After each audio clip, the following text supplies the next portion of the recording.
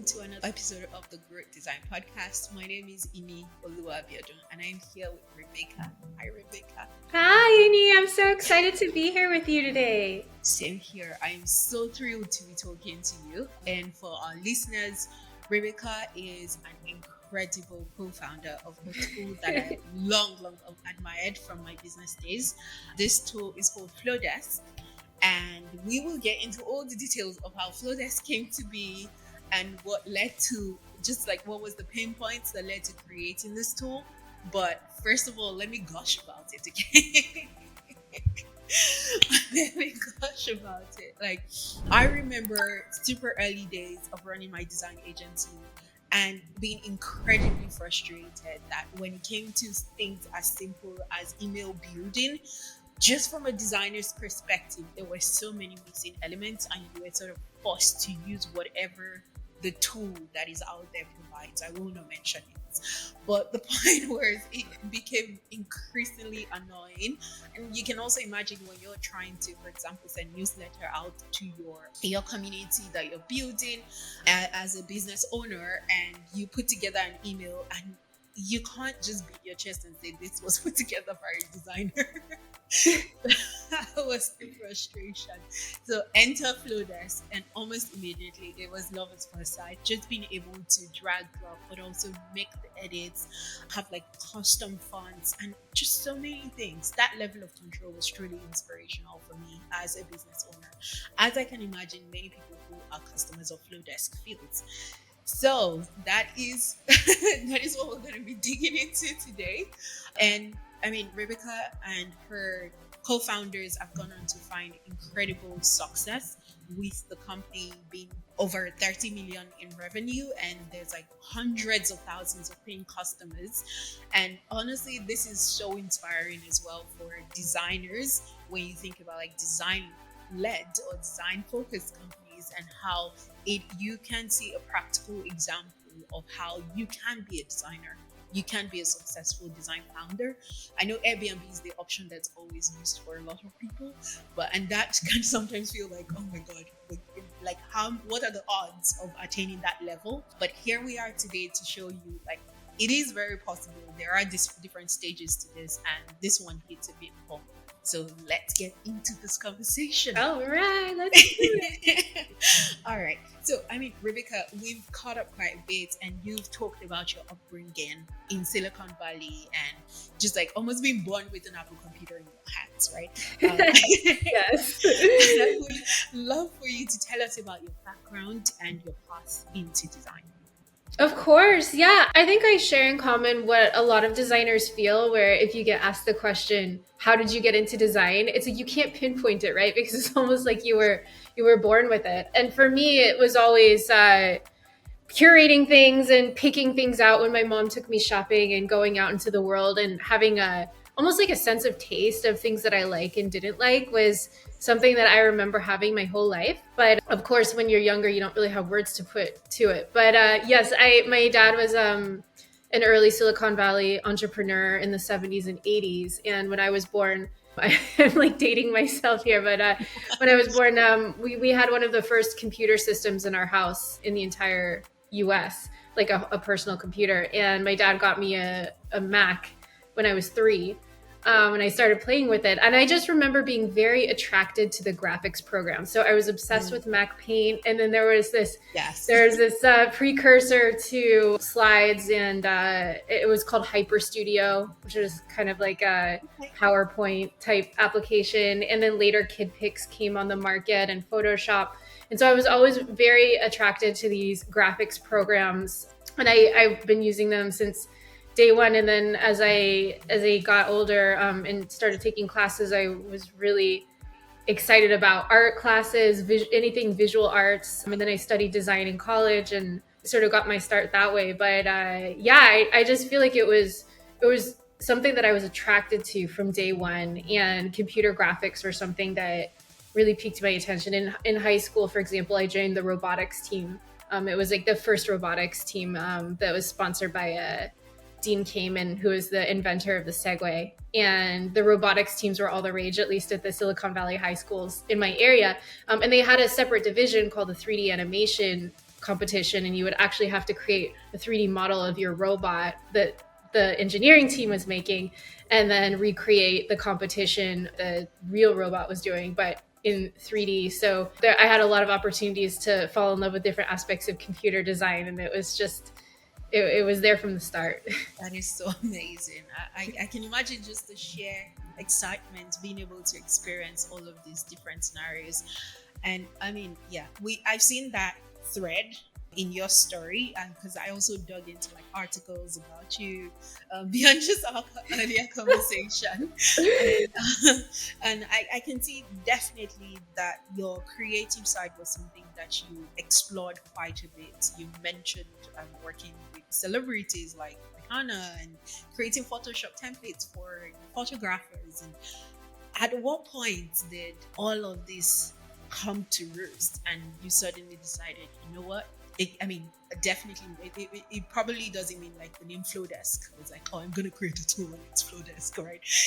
But what led up to that in your journey that you decided perhaps this is the time to sort of pull the plug and just take the plunge on creating something?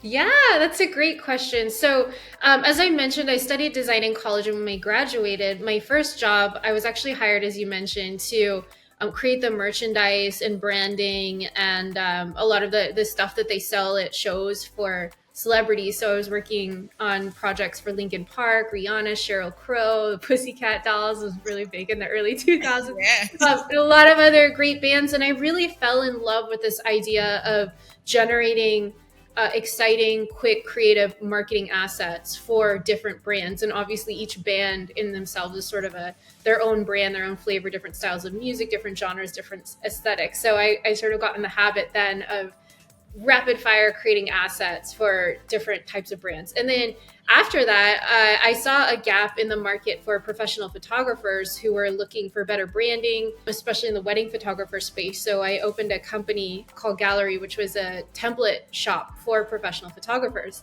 And I sold tons of templates there. It was like my first recurring membership site. And this was about in 2011, 2012.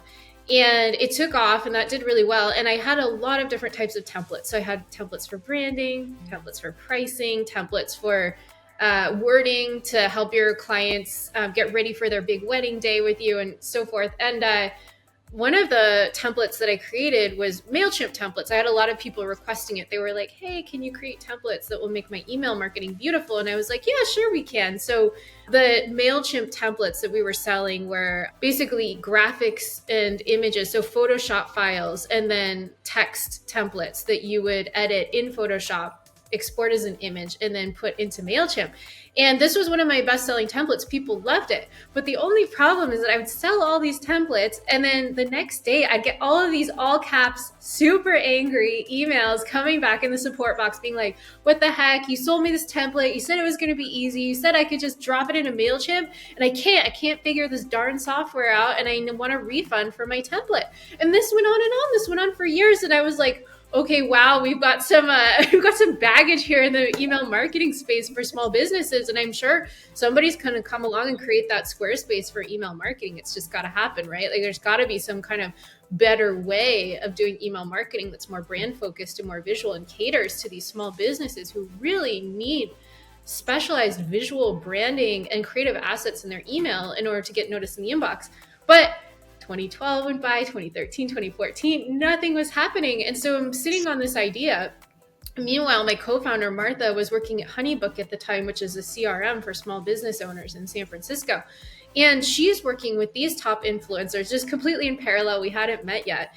And she was seeing that they were having these gorgeous Instagram feeds, right? Beautiful websites, making 7 figures on their businesses, educators, coaches, photographers.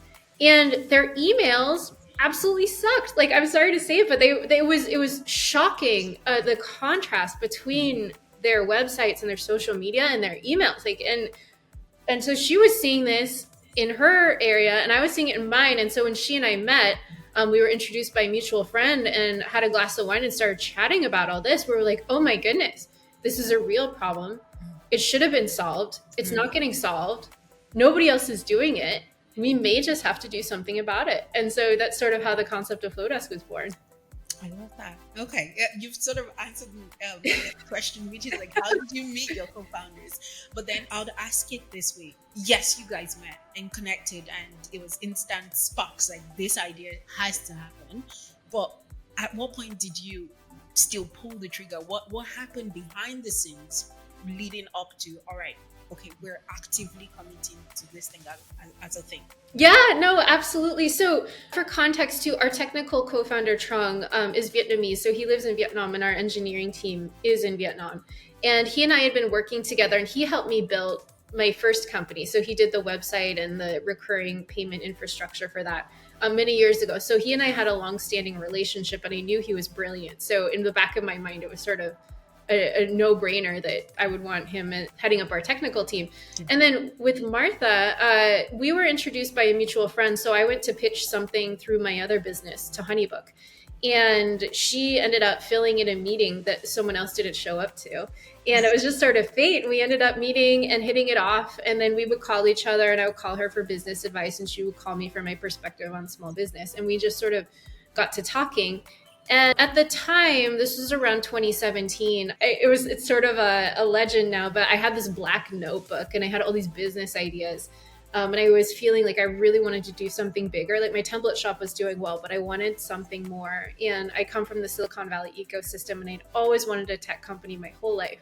But I also knew the amount of work, money, time, effort, and the team that has to go into creating a tech company. So in my mind, it was almost an insurmountable barrier, but I had the idea in my notebook nonetheless. And so when Martha and I sat down and started playing with the first mock-ups and just being like, what could this look like just for fun? Sparks started flying, and it sort of became real and took on a life of its own. And then at the beginning of January 2018, we signed the papers, and we got Trong on board, and we're like, okay, we're just going to do this. And I think that's the magic, right? It's like the moment of inception. I can't pinpoint exactly when that day was down to the hour, but it was just like this moment of creative energy of these great minds coming together and saying, we're committing to this. We're going to bring this into the world.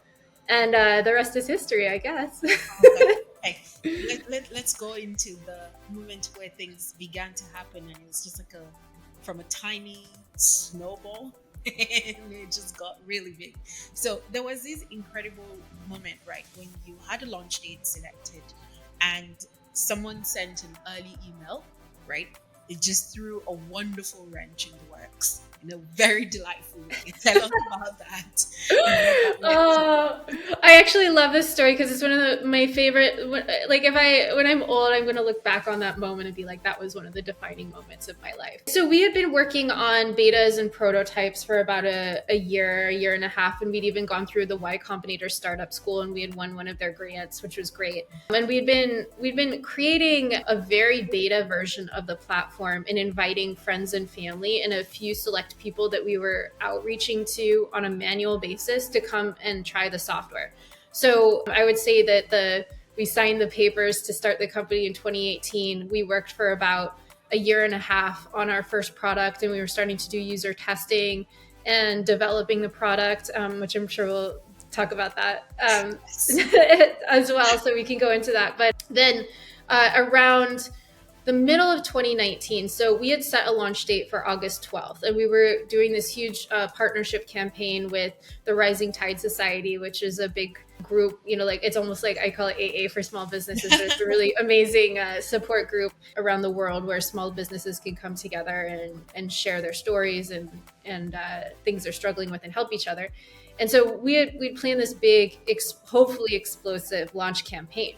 But the month before, one of our really good friends who was an influencer and had 15,000 people on her mailing list had tried the software in beta, and it was still, there's so many bugs, right? It was so rough around the edges, but the core was there. It was like this cool drag and drop experience, like you mentioned, and being able to visualize your content in a way people hadn't seen before in email.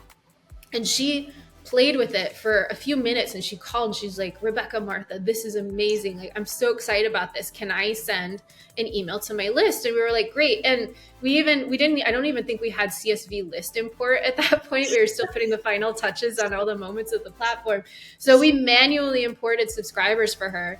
Wow. And she ended up sending out this beautiful newsletter, and it had lots of different content blocks that were visual, and it had all of her brand colors in it. And then at the bottom, she had put a block that said, "Are you loving the way this email looks? Try Flodesk." And we had this Slack channel, right, that would tell us every time someone started a trial. And at first, like I said, we were doing manual outreach and we were sharing it around in the Silicon Valley world and our friends in San Francisco. So we would maybe get 2 to 3 trials a day, just organically from the word just beginning to spread. And then the moment she sends that email, we get 50 trials within the hour. And then in the next hour it was 100. Wow. And the next hour another 100. And then the next day there were tutorials all over YouTube. And then the next couple of days it was all over Instagram, all over Facebook. It just exploded in the small business community and everyone was talking about it. And it's funny because like in total transparency leading up into the launch, I had like the same fear I think that every entrepreneur has, that like we've been working on this thing for a long time, but we don't know how the public's going to receive it. And my husband, who's been a huge cheerleader of the company since the beginning, sent me this YouTube video, and it was some kind of a funny meme going around where someone had like 80,000 mouse traps set up in a ping pong ball, and like the ball would go and set off the mouse traps, and then they would set each other off, and it went viral. And he was like, "I actually think this is what's going to happen," and he was right. So the company sort of launched itself through the launch of the influencer's email about a month before we had the campaign, and then the campaign just sort of lit things on fire. So yeah, it's quite an amazing story. No, that's an incredible story, and I can only imagine what was going on in your mind. Like, tell us about that. Like, as you watch these trial numbers just go through the roof, what happened? How did you handle the unexpected virality? You mentioned that your service crashed, right? And then there was a fear that your business might be over before you even got started, and that must have been very stressful for you all. So just walk us through all of these moments. How did you navigate it? What did you learn about transparency and community building from that experience? Well, I think one of my favorite moments from that time was, you're right, like this. There was a point where we had something like 1,000 people signing up in a day, which was wildly past any expectations that we had about what our launch could look like. And our servers went down because our database couldn't handle the load, because we frankly were not prepared for that kind of scale. We had no idea. And I think it was a moment too for the co-founders to begin our journey of creating really authentic, strong relationships with each other, because before that it was kind of everything was hypothetical, and we could get away with just doing things as we did and not having really hard conversations. But when that happened, there was some friction internally, because it was like everyone was just trying to look smart in front of everyone else and not take on the responsibility of why this happened. And it forced us to really begin the journey, like I said, of having better communication with each other. So it was really stressful. And we had these moments where we were having these arguments internally where it felt in the moment like it was life or death, right? But I also remember Martha and I going into our Flodesk Insiders, which is our Facebook group, and we were doing a live video, and we were like, you know what, maybe this is it. Like, our system went down. We're a brand new company. Nobody's going to trust us. And we ended up going in and recording a very heartfelt video saying, hey guys, we broke the internet. We had no idea this was going to happen. And we're working really hard to fix it. And we thought we were over. But our community responded, and they were like, wow, like, we love you so much. Thank you so much for the transparency. We're not used to founders of companies coming out and directly addressing issues with their member base. And we had this insane outpouring of love from our community, which was the exact opposite of what we thought. And so I think there were so many lessons in there, right? About like co-founders and their communication, and the need to be raw and vulnerable with each other, and saying like, hey, like, we're actually not prepared. We don't know exactly what we're doing, but we're going to figure it out. And then on the audience side, being able to go out and be completely honest with our members, and having that be something that sort of defined our brand and who we are, and people like building more trust with our community because we were that transparent, versus not saying anything and just going on like nothing happened. So yeah, there were a lot of lessons in there. Oh wow. That there's so much to take away from this, honestly. So much. But I want to take us back to, you mentioned launching with your MVP, focusing on user interviews and all the no-code solutions as much as possible, and also just really staying lean is what I'm hearing in that very Yes. early stage, staying as lean as possible. What was your approach to, like, what were your thoughts as you were going through this motion around like just the user interviews? What were you hoping to get out of those, and how were you thinking about testing in the very early days? Yeah, it's a great question. I think I have to credit my co founder, Martha, with being the forcing function on user testing because when we first started out, I did the whole designer builder thing where I was like, I'm just going to go wild and create these amazing designs and they're going to be perfect. And and it's going to come all out of my head and it's going to be great. Right. And I just remember this really humbling moment where Martha was like, Rebecca, we have to put it in front of users, potential members. And so she set up something like 6 people from the small business community in San Francisco to come into my apartment and actually sit at my computer and test things out. And I was so confident. I was like, great, I've got these mock-ups. They're gorgeous. They're perfect. Everyone's going to love them. And the people sit down. We have the first tester sit down. I remember she's actually a well-known style blogger. And she sits down and Martha's like, okay, where would you go to create a new email? And she moves the mouse around to every part of the screen and she looks at us and she was almost looking like she got in trouble or something. She's like, I don't know.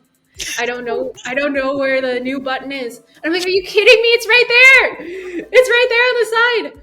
But I after that interview, which was brutal because every single screen was a bomb, I realized that I had made a fundamental mistake of not incorporating feedback into my designs earlier. So what we were putting in front of people were not wireframes. They were like fully fleshed out designs where I had done all my typography magic and it was colorful and branded and exciting. And it was a truly humbling moment and like a pivotal moment in my career when I realized that the designs mean nothing if you don't put them in front of people and people don't get it, right? And from that moment on, I started to iterate. So I would watch the interviews and Martha would ask, where would you go to do this? And people's mouse would go somewhere to find it. But and sometimes they would actually say something else verbally. So we watched where the mouse went.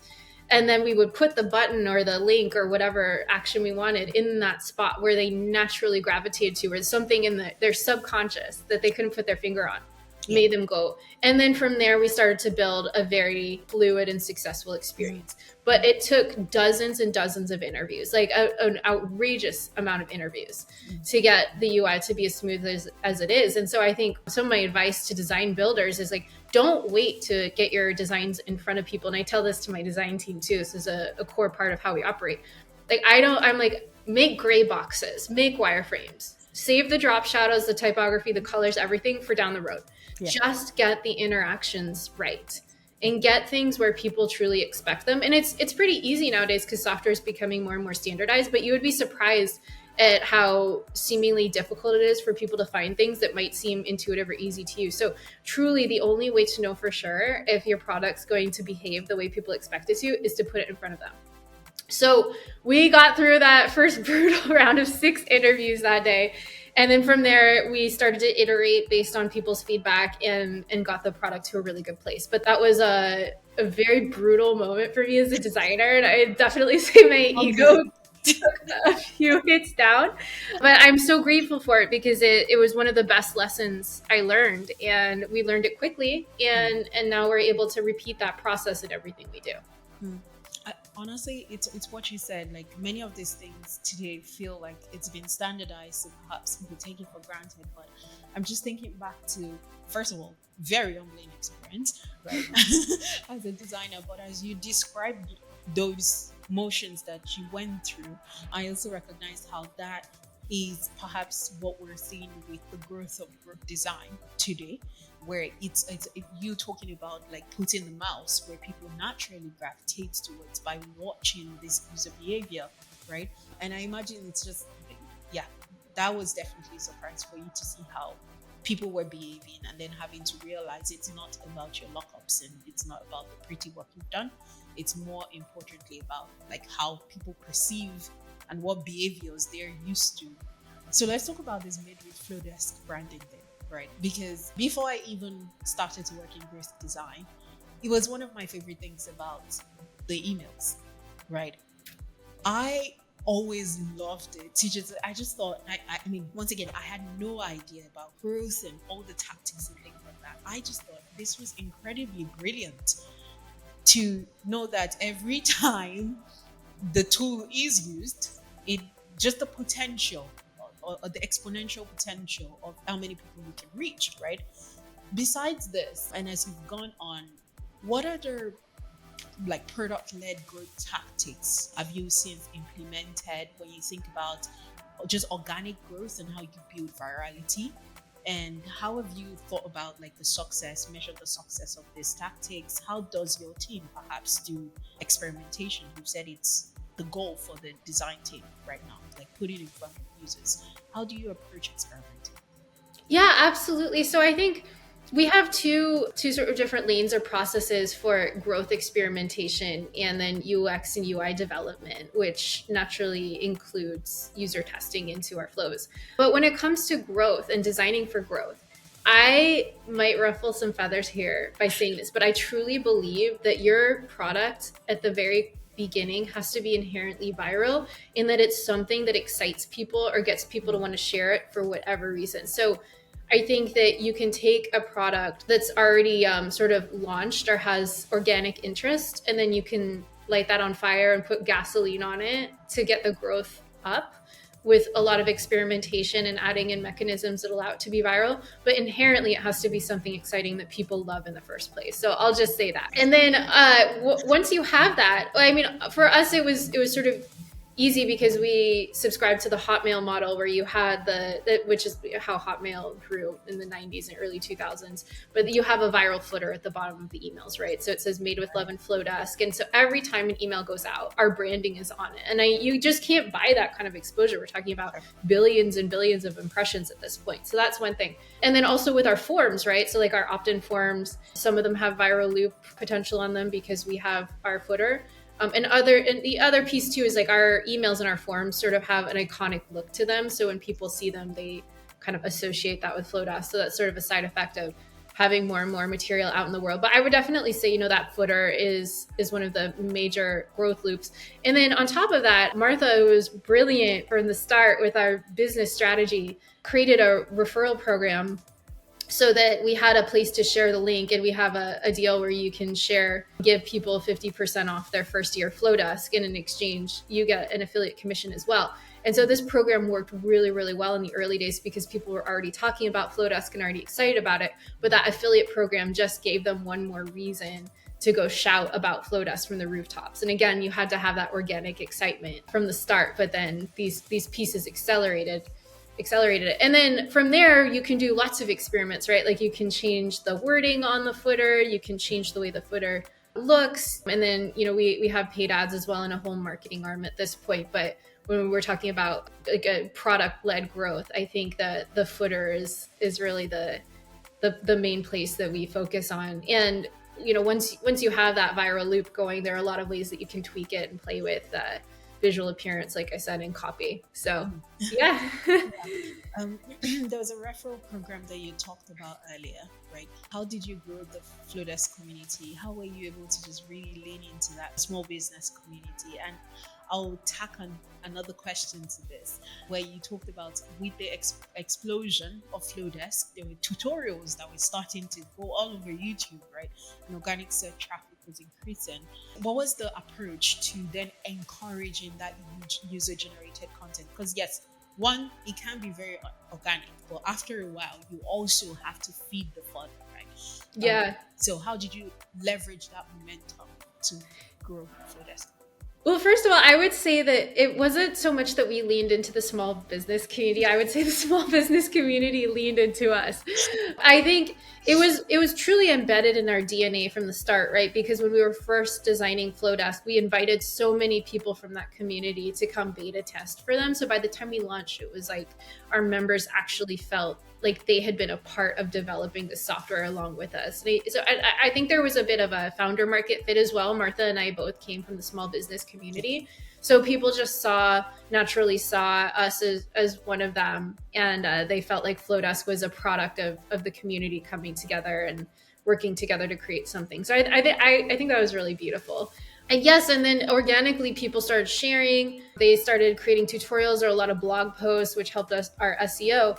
And we had you're right, we had a huge explosion of them when we launched. And I actually think that it's been pretty steady as far as people creating more content as they discover Flowdesk. It's almost like we like to call it a flywheel, it's a yes. perpetual motion machine where we see more content about Flowdesk every day that comes out. But you're right that, you know, there are things you can do to encourage the behavior and to incentivize people to share more.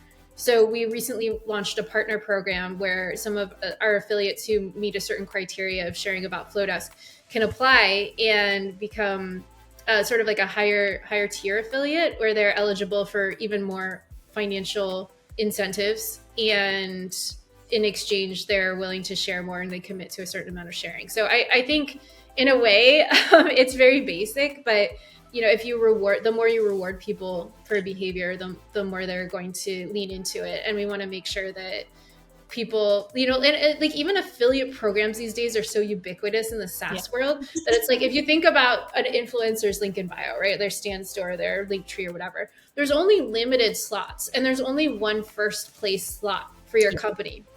So if you want people to share about it, you have to think about it that way, that you're almost competing for that top slot of sharing. And I think there's two factors to it, right? There's one, it's like investing in your brand and creating a brand and a product that people just absolutely love. They love so much that they're willing to prioritize sharing about it over something else because they genuinely believe that what you're offering brings a lot of value to their audience. So that's really important and shouldn't be discounted. And the second piece is monetary, right? Like people want to feel like they're being compensated for their work, and influencers' work these days is very valuable and coveted by a lot of companies. So you want to make sure that you design your programs in a way that compensate people for the work they're doing and can compete with the way that other companies are compensating them for sharing about their product. Yeah. And to be honest, when you think about it in the context of small businesses, right? When it comes to affiliate, the monetary value definitely goes a longer way for the small businesses, and as well as the discounts and things like that. So it's incredibly valuable for everyone involved. I totally agree with that. And I think small business owners have very limited time and resources, and it is really important to compensate them for the work that they're doing. Every time they go and share about Flodesk, they are doing that, you know, for themselves, but also on our behalf. So we want to make sure that as the small business community has invested in us as we've grown, we want to invest back in them. I love it. Okay, we are going to focus on you now, Rebecca. Let's talk about you. Right, because you've mentioned earlier on as a designer getting the come to what's that phrase? Come to Mary or come to Jesus. Yeah, the come to Jesus moment, right? Where you got your ass handed to you and you realize very quickly, okay, it's not about my pretty mock-ups. We need to figure something out here, right? But then also in the early days, you mentioned just initially wanting to remain the sole designer, right, on the team, and resisting that idea of building a team even as the workload got more. Yes. Right? So at what point did your perspective shift and you had to say, come, Rebecca, something's got to give? And what are some of the challenges you have then faced transitioning from being an IC to being an leader? Absolutely.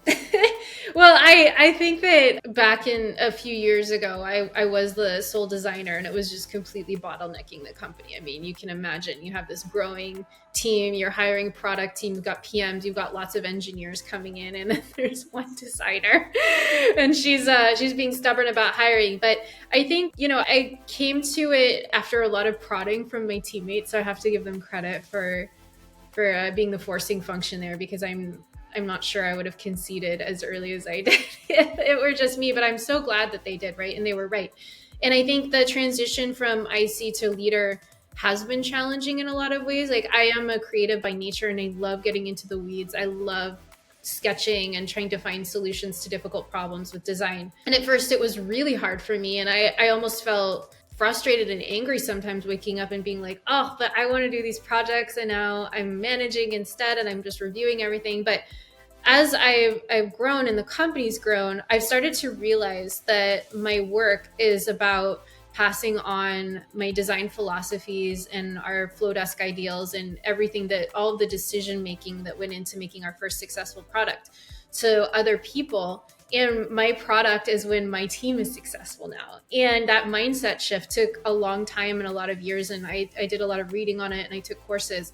And also Martha and I have worked with business coaches as well, which has been really helpful. And I would definitely say it was a struggle as a creative, but again, it's one of those like ass handing to moments, I guess, as you put it, because we have some of the most talented, incredible people on our team who have even more experience than I did when working on UX UI.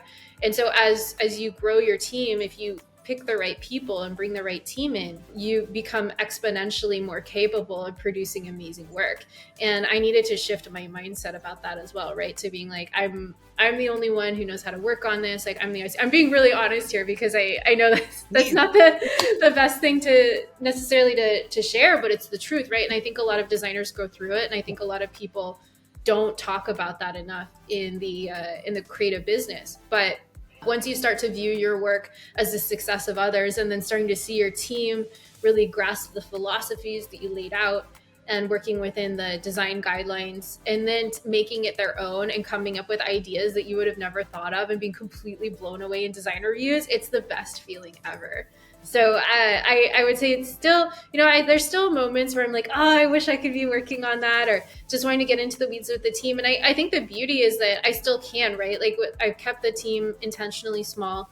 We're very tightly knit. There's a lot of trust between each other, and it almost feels a bit like a flat organization. So I can still go in and sit with designers for a couple days, or do an intensive offsite where we all sit down together and work on solutions together. And so now I feel like I have the best of both worlds. That's fantastic. Okay, but I'm not letting you off the hook just yet. Okay. Yeah. Right. Talk to me about coaching and how that has helped your growth and development as well. Right. We've talked about some breakthroughs that you experienced with coaching. How did that help navigating those challenges and anxieties of leadership you had earlier?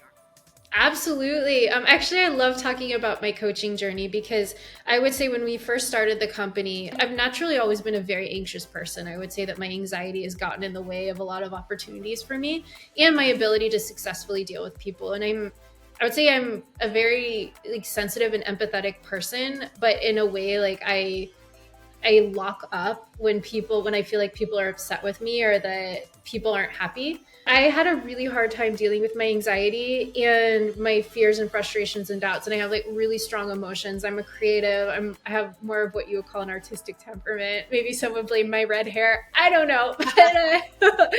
But I didn't know how to deal with those feelings. And so I would bring them to work, right? And if I was frustrated with something, there would be no filter. Like I would just sort of let it out. And it caused a lot of chaos, you can imagine, right? Like that's a very difficult personality to work with. And so a lot of people go to coaching for different reasons, but for me, I needed to learn how to calm my nervous system. And when I started to learn how to do that, it didn't mean either that I don't get anxious or don't get frustrated or angry or have feelings anymore. It just means that I'm like, oh, wow, Rebecca, like you're coming into this conversation with a lot of anxiety. Maybe it's better to go take a walk and then come back to it after you write that Slack message. And so the coaching just helped me at the most fundamental level, put a space between my actions and my reactions. And I think that being able to get a hold of this and address this for a lot of people would make them much better leaders. And from there, I was able to start to come into my interactions with people with more curiosity and asking questions and having people explain instead of just assuming that they were trying to do something or had bad intent and then going off from that perspective in my mind, which was not helping me build a team. And so I think, yeah, that was really the focus of the coaching, and it's helped so much. Right. And there are so many things you touched on. I'm like, read me. Uh, so I'll use the term you used in, which is the artist's temperament, right? And I'm almost willing to bet that like a bunch of designers can relate to it, right? Which is when you're interacting with people, one, having to spend as much energy focusing on the way you communicate, but also the way you receive what someone else has communicated, right?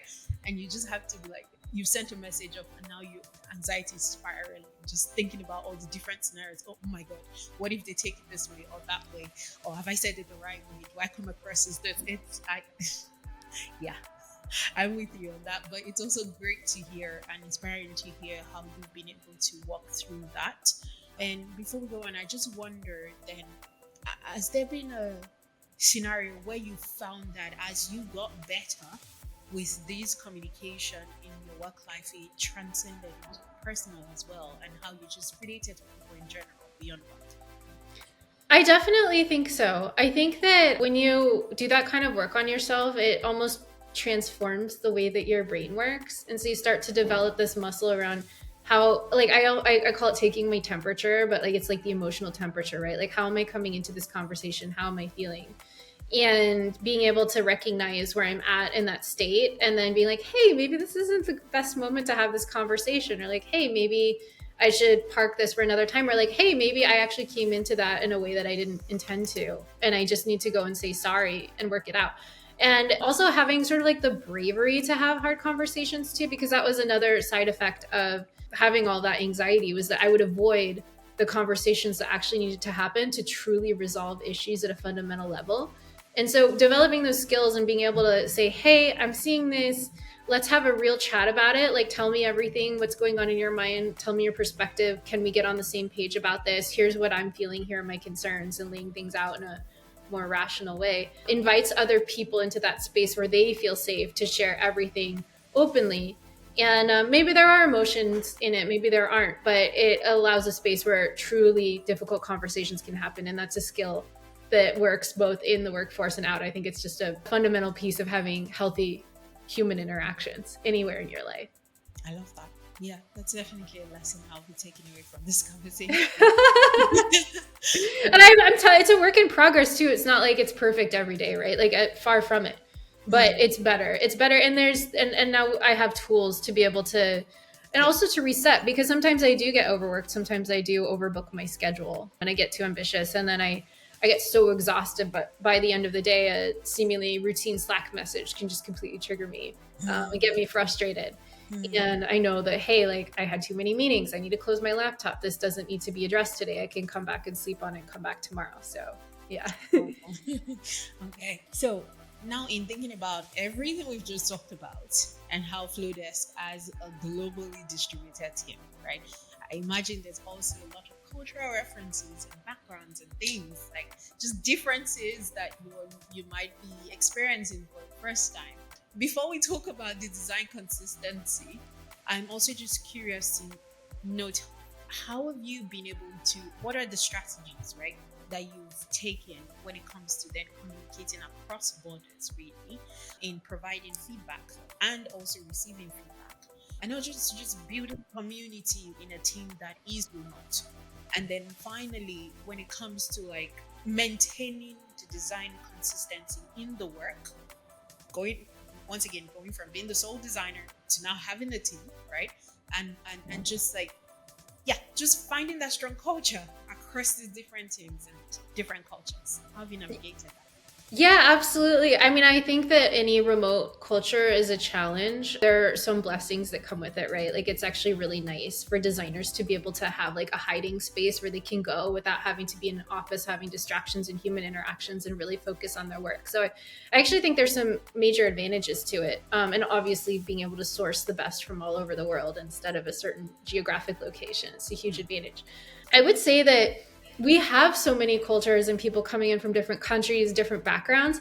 But the beautiful thing is that I like to focus on what unites us and what we all come here to do, which is to make an incredible experience for small business owners. And everyone on the Flodesk team is passionate about helping small business around the world. And so when we focus on that as a core, then it brings us all together. So I really love that. I think our mission, like our vision is to create the most loved email platform in the world. And we're so passionate about helping small businesses be successful that it brings us together from every corner of the world. And I love that about our culture. And then specifically about the design team, This was actually a bit of a challenge, especially because we just scaled the design team from 1 or 2 people all the way to 5 or 6, and that was a really big change because that happened in a short period of time. And I actually changed my life and moved from the San Francisco area to Portugal for 1 year so that I could be on the European time zone with my team to really work with them in person, train them, have real time feedback so that I can impart I guess my design philosophies onto the team and have them really own that, and then get the team to a place where everyone is working together, like rowing the boat together in the same direction. And I think that was a little bit hard to do with only 2 hours of overlap a day. So I did change my life to address some of the issues, it's been amazing. It's been an incredible journey. So that happened. And then aside from that, we have a pretty rigorous design review process. So twice a week we meet and we go through each project, and it's a chance for me to give feedback to the team members and also for the team members to give feedback to each other. And then we have a lot of jam sessions in between, so even if we're not physically present, we can hop on Zoom together and do a Figma jam out and talk about different solutions. So I would say it's a combination of like a temporary relocation to come and really build a strong design muscle and build repertoire and different processes and systems that we can put in place so that regardless of where I am or other team members are in the world later on, we have that strong foundation already built together. And then this really highly collaborative remote culture, and then review processes. So I would say it's a combination of all of those things put together. Where I want to launch in, it's the aspect of hiring. You talked about you had to make a very big sacrifice at Zoom, leaving San Francisco, coming down to Portugal, in terms of building a very robust team for Flodesk. So in terms of hiring a designer, in terms of expanding your team, what are your tactics to ensuring that you get these sort of designers that are passionate about what you are building currently? Yeah, I mean, I think that we have a very rigorous selection process for the designers that we bring in. And a lot of people that are on the team currently have been referrals from other team members. And I think that when you have a team that's really excited about the work that they're doing, and then they go and share it with other people that they've worked with that they know that are the best of the best and convince them to come join, this is the best possible scenario, right? So I think we're really lucky. And then aside from that, there have been a lot of tech layoffs recently, right? And we've been able to sort of swoop in and grab some amazing talent from these unfortunate events. Like we were very sad to see layoffs happen in the industry in general, but we're also excited to be able to extend job offers to individuals who are extremely talented, and we feel lucky that we're getting them from the talent pool. So I think that it's a combination of, like I said, having a strong referral engine, and we have incentives internally to have team members bring in people that they know and help us in recruitment. But the other piece too, though, is that when we talk to designers who are interested in applying to Flodesk, they're very excited by the work they're doing. So I don't think it's just about team culture or having a great recruitment arm. I think that you have to be working on projects and ideas that genuinely excite people. And if you have a strong brand and you have product design that people want to be a part of, you're naturally going to get people who fit into the work that you're doing just because they're so excited about doing it. So overall, I would say I don't have like one specific strategy, except to say work on really cool stuff that other people want to join you on, have a mission that excites people, and you'll naturally attract the best.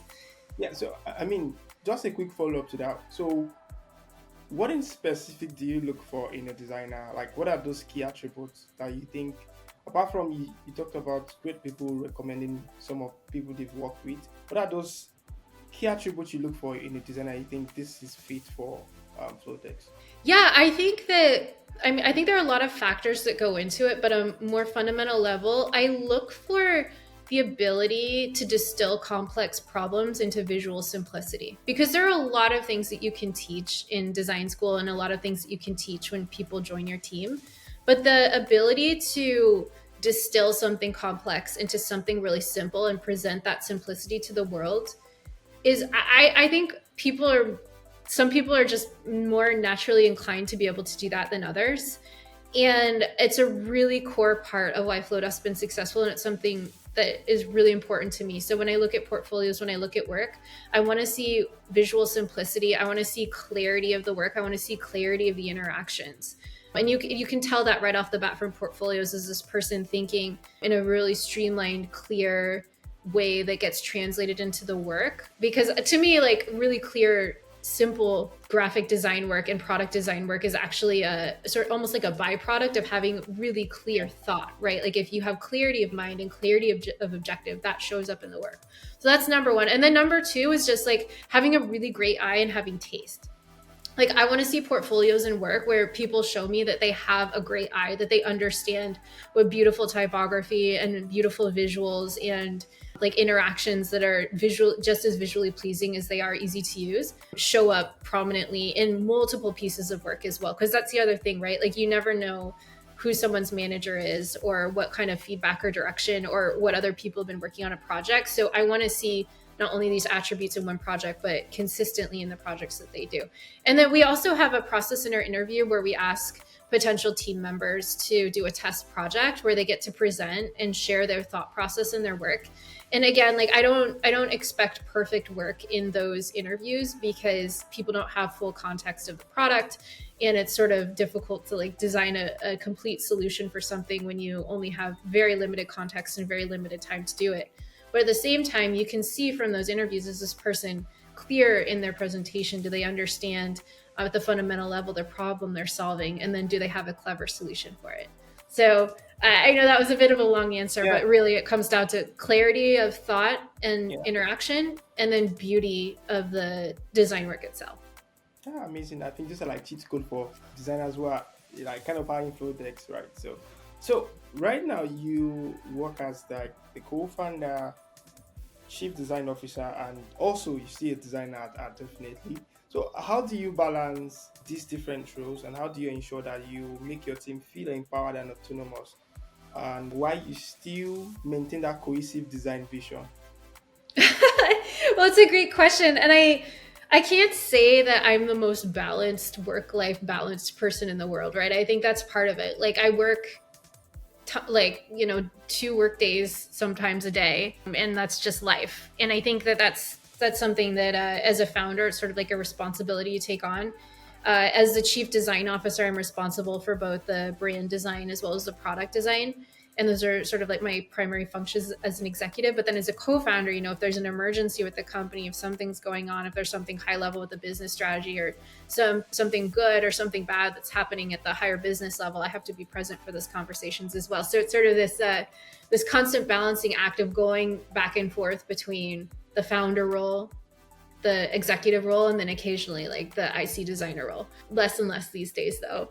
And like I said too, I just think that requires a lot of extra time and extra hours and elbow grease put in, because there's only so many hours in the day. And then as far as making my team feel empowered, I think this is something that is like a learning process for me and a learning curve. And as Innie and I were discussing, it is really challenging for someone who's been an IC designer their whole lives to let go and view your work as the output of the team rather than what you output personally. But I think a lot of that has to do with just sitting down with my team, and instead of giving them, spoon feeding them solutions or telling them go do this or make it look exactly like this, it's my job to ensure that at any given moment that I can come to a team member and say, do you understand the problem that you're solving? This is a huge project. Can we sit down together and break it out into pieces so that we tackle things one at a time, and the problems that you're solving one at a time? And then just sharing my own perspective and processes with them and saying, hey, like this is what's worked in the past. This is how I did it. Can you recreate this process and get a similar result? So yeah, I think it's just a mindset shift. It comes down to almost like what our coach said, through you, not by you. So having this mentality that things should go through me and that I have a rigorous review process, as well as focusing on passing on my mental models for how I approach work and my design processes, but not actually the work being done by me. Yeah, yeah. True. Exactly. I'm going to be stealing that through you. Yeah, we had a really great business coach and that was sort of his motto. It really helped reframe our thinking. It's important. Yeah. Okay, so let's talk about a bit of the fun designer side of things, right? Flodesk underwent a rebrand recently. Yes. Uh, I read the whole 15 minutes blog of it. Okay, it was a joy to read. And but I want to hear from your perspective. What was that journey like? And you described, there was a phrase you used in the blog post where you said the entire identity was being rooted in the spirit of our values. And I thought, like, what? And I also read that there are 5 principles that guide Flowdesk, right? What are they? How did they ground you and the team during this experience? And perhaps what actually led to the rebrand as well in the first place?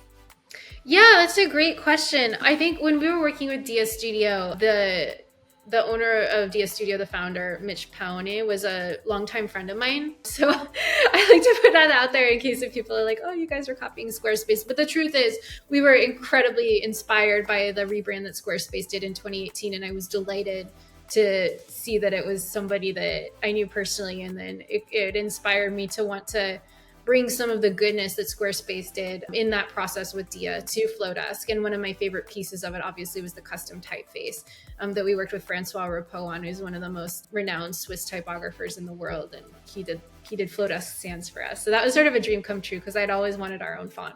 But I think we had gotten to the point where we had a really interesting brand, but it didn't have any guidelines at all. So even if you look at our Instagram posts from that era before we started working with Dia, there was very little consistency in the typography and the colors and the imagery. And if you're trying to build a brand, having certain pillars of it that are super consistent, that make it recognizable, are critical. So as we grew, I felt that we needed to take a bit more of a systems approach to the brand. And that's why we chose Dia as well, because they sort of specialize in brands for modern companies where they provide you with an entire templating system for your brand. So it's not just like, here's your logo, here's your colors, and here's your font choices. It's like, let's find some fundamental pieces in the brand that you can as reusable elements over and over. And this is also more efficient for the team as well, because they're not having to start from scratch. So those were sort of the pain points that we were trying to address. And then for me, like, I think at the very, very core of our brand, more than pillars, more than statements, or like saying that these are the things that define us, like almost like in a chart, at the core, we're just all about our members and small business. Like, everything we do is about our members. And when we write copy for our marketing, we actually pull their phrases that they've used to talk about us into our marketing. When we work on our templates, we actually look at real world brands and try to say, like, if we could redesign this to be more effective and more consistent with our brand, what would that design look like? And so at the core, everything we do is focused on our members. And we've seen a lot of companies do rebrands where they're like, look, we hired this agency, look how cool we are, right? But we really wanted to make our brand about our members and bring their voices into it and build something that centered them. And so I like at the core of the rebranding, I think like that is the heart of Flowdesk, right? It's our members. Like I said when we were talking at the beginning of the show, like they invested in us when we launched. And the rebranding was really about a return to putting our members at the center of everything that we do. I think I like that. And it's always good for businesses or companies or products to put the customers, their immediate customer, at the center of what they do, because with that they are able to sort of relate more with the product, and the barrier and everything is just broken that way. So looking at our current state, or our current, I don't want to say it's the future again because it's here, right? It's here. So the AI world, right? Because it's not like in the future again. We are in the AI AI powered era.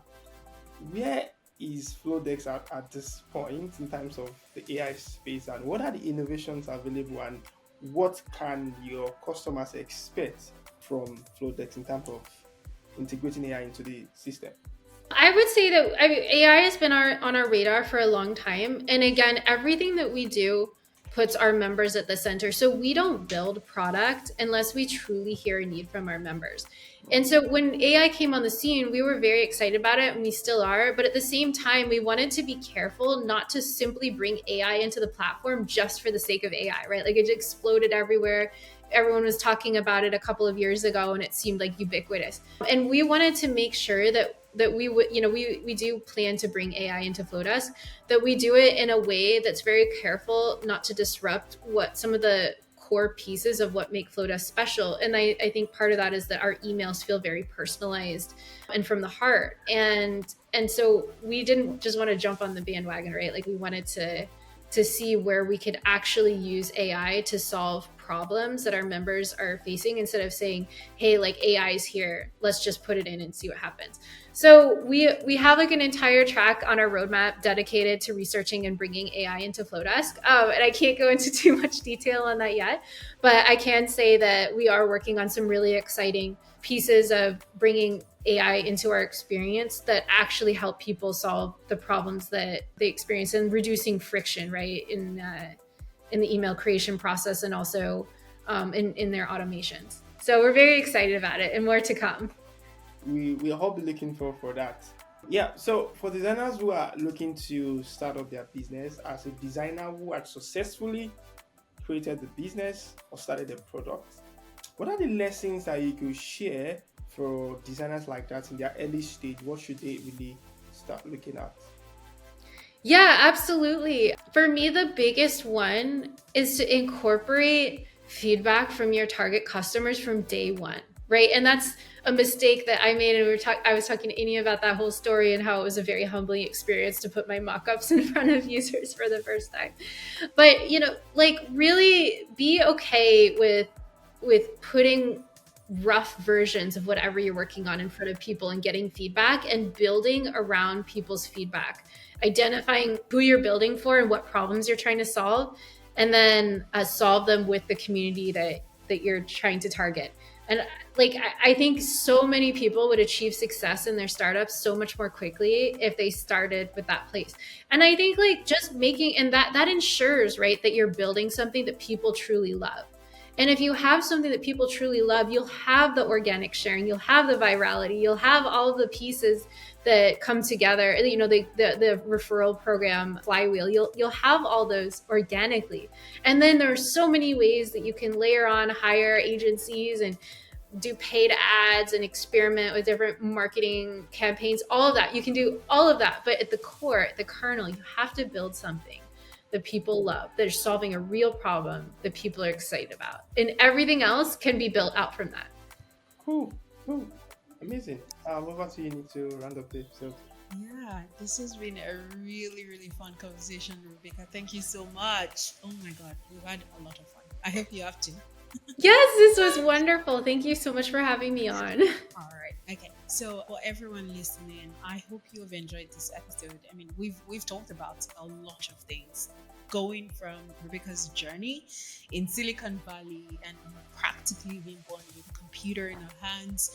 You've heard about her entire creative arc, with going from just creating templates and creating graphic related work for different brands and different celebrities, to coming to this moment where there was a problem. She met our co-founders, and there was a problem with the email marketing sector, if I can call it that, and then deciding that, okay, it is time this entire space needs a serious design overhaul.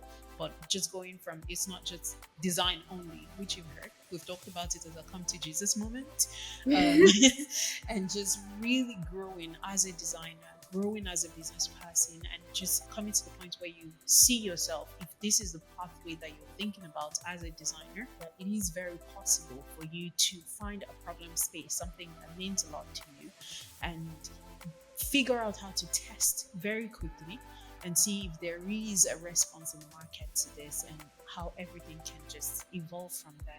And I hope that this has been helpful for you all. And we are going to go into the lightning round questions, which we use as a chance to get to know our guests better. But right before we go into that, Rebecca, can you tell us where we can find you and any links that you may want to share? Absolutely. I don't have a very strong social media footprint because I'm more of an email girl, but I am on Instagram if you want to follow me. I have very few posts on there, but if you shoot me a DM, I check it. And then if you want to learn more about Flodesk and our community, we have an amazing Facebook group called Flodesk Insiders where you can come in and join and ask questions to current members. It's like a very open spirit in there, people helping each other out. It's a great community of small business owners who are passionate about Flodesk and email marketing. So that's a great place to go. And of course, visiting our website at flodesk.com, you can learn more about everything that we do. Awesome. Okay. And I know that you are currently hiring as well. Yes, we actually we're looking for a senior product designer. So if you know anybody, and we have yeah, if you're interested in applying, we have a careers link at the bottom of our website at flodesk.com, and we have a role open there. Yeah, so the lightning question, I hope it's going to be lightning this time, right? So what are the top three products you use daily and you love? Okay, well, Slack is one of them, and I love WhatsApp as well. I would say WhatsApp doesn't have the most beautiful design, but it's highly functional, and I can't live without it, especially being in Europe. So yeah, I love that. And then I use Notion as well, which is a favorite tool. Oh, and sorry, I have to throw in Figma because we can't live without that either. So Figma, Notion, WhatsApp, Slack. Yeah, okay, cool. What's one design resource you keep going back to and you recommend to every designer? Oh, that is such a good one. You know what? I know this sounds a little bit weird, but I would say Pinterest because whenever I'm working with my team, I ask them to do a lot of visual research, and Pinterest is one of my favorite tools to be able to do that quickly. Cool. I think that's great too. What are three books you like to recommend also? Could be design, non-design, yeah. Well, it's not for design, but my favorite science fiction book of all time, I love reading sci-fi, is Neuromancer. I read that a lot. And then there's the sci-fi book called The Three Body Problem, which is it was written by Xijin Liu, who is a Chinese author. And it's like an amazing series. And I love it. And then I guess like on the design side, oof, that's a tricky one. I don't have any one in particular that I recommend, but yeah, like I have like a giant library, so it's a little bit difficult to pinpoint. I think On Advertising by Ogilvy is like a classic as well. I really enjoy that book, but I have so many, it's like hard to pick one out. But from my perspective too, I think it's really important for designers to get away from their craft to let their brain rest. So I always encourage people to read things that are not design related, just so that they can rest their brain and then come back with fresh ideas. And also sometimes you can cross-pollinate your creativity with things that are not specifically in your field, but you get inspired by something else that you bring into your work. And one of my favorite reads recently was called Smart Brevity. And it's a book that's written on how to communicate and how to shorten your communication, so you put the most relevant communications first. And I think when you live in a remote environment, you work in a remote environment, communication is key. So Nice. Okay, so this question is always tricky. So if you were not a designer, I know you were born with a laptop in your hands, right? Just curious, how the blue you found yourself in a different universe? What profession would you have been instead of being a designer? I love writing and copy almost as much as I love designing. So I could see myself working in an ad agency or even like as a screenwriter because I absolutely love copywriting. What about if there's no tech at all? Just like let's. Oh, you want to go there? I would be a horse trainer. I'm an equestrian, so I love riding horses. So yeah, I would do something with horses. I would make a product for equestrians, or there'd be some kind of a horse training or something having to do with horses. that's my low tech career backup. Exactly. Yeah, that's what I want to drill into. It's the non-tech of you, right? So everybody knows you're sitting in front of, Yeah. that's the having a PC in your hands. You're not letting go of the PC. So Yeah, no, I think for me, when the equestrian fashion is the one I absolutely love. Like I've never ridden, no, that's not true. I've ridden horses before, but like I couldn't handle a horse by myself is I guess the thing to say. But when it comes to like the actual dressing up to go horse riding and all of, I love the equestrian fashion so much. So if I was ever to create anything horse related, it would be fashion items for Ah! Well, my life has always been like a tale of two passions. So on one hand, I've got this like tech entrepreneur and design and all like all the stuff that we just talked about. But then there's this whole other side to me that I rarely ever let out into the world. And it's just like my obsession with horses. I've had it since I was a little kid and I've never grown out of it. My parents said that I would grow out by age 12 and that was absolutely false. So Proven them wrong. Okay, so what's your favorite food and let's combine with movie?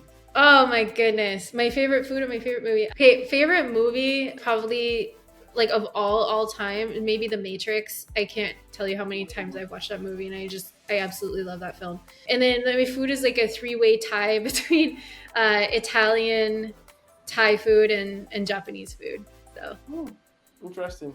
I'll suggest you try some Caribbean or African food too. I would love to. I would absolutely love to. Spicy though, just a little I warning. love spicy. I love it. Like whenever we go out to eat, I'm like maximum spice. And Oh, sometimes I regret it, but not every time. I'm sure if you try for African ones, you would. And then, I love right, good, good. That's really good to meet you also. Yeah. So thank you so much once again, Rebecca, for the wonderful episode. It's been great having you. And from myself and Emmanuel, we'll see you guys next time on the next episode. Wonderful. Thank you. Bye.